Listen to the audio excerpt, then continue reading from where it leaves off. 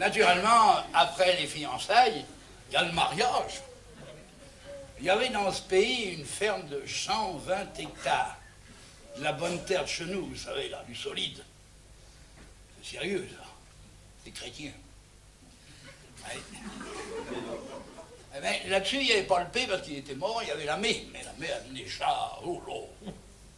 Alors, ça tournait. Malheureusement, elle avait un gars qui était, disons, un petit baja, oui. Disons, niais, quoi. Bon, le petit gars, il était comme ça. À côté, il y avait une ferme 60 hectares, avec 3 filles à marier. Il y a le P, quelquefois, en passant la soupe, il disait, mais 120 puis 60, ça fait 180. Les filles, ils piquaient dans leur assiette, ils disaient rien. Puis un beau jour, il y en a une qui s'est décidée qu'à demander le gars en mariage.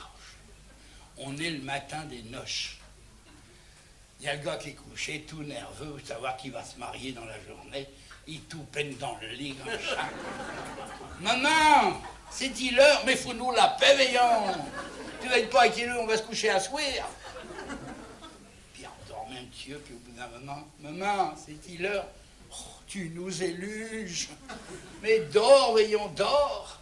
Et comme il continue, à la fin, il dit, allez, bon. Puis tu sais, comme ça, lève-t'es, là, puis qu'on dort point, ben. On va sortir le baquet, parce que le mariage, c'est comme la communion solennelle, vous savez. Il faut se laver tout entier. Alors,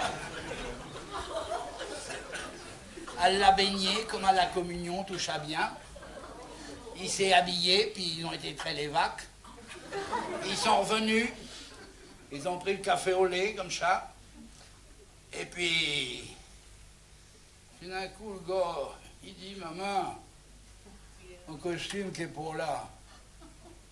Mais il va arriver, t'énerve pas, voyons. Oh, t'es nerveux, mon gars. Puis au bout d'un moment, il renouvelle sa demande, ou du moins il refait sa remarque.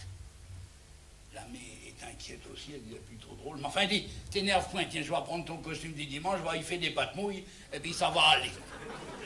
Alors, il met son costume du dimanche, il passe, et comme l'heure de l'office arrive, la met à telle, parce que c'était elle qui faisait tout. Le gars s'assoit sur la banquette là-haut, la met monte à côté, puis lui, cocotte, il part sous les pommiers. Ils arrivent à la barrière, à ce moment-là, essoufflés, arrive la petite de la couturière.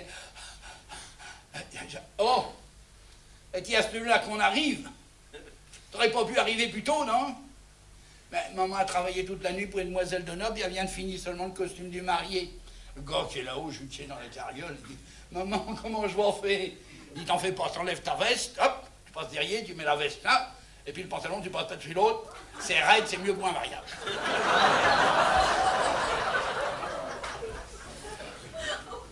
Alors, ils vont à la mairie. Le P était mort, forcément, pour créer un peu d'ambiance puis de joie. Le maire a fait l'éloge du défunt.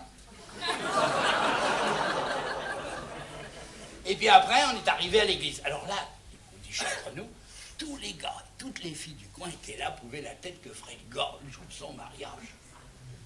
Eh bien, ils ont été déçus. Parce que la main était plutôt large. L'allée centrale était étroite.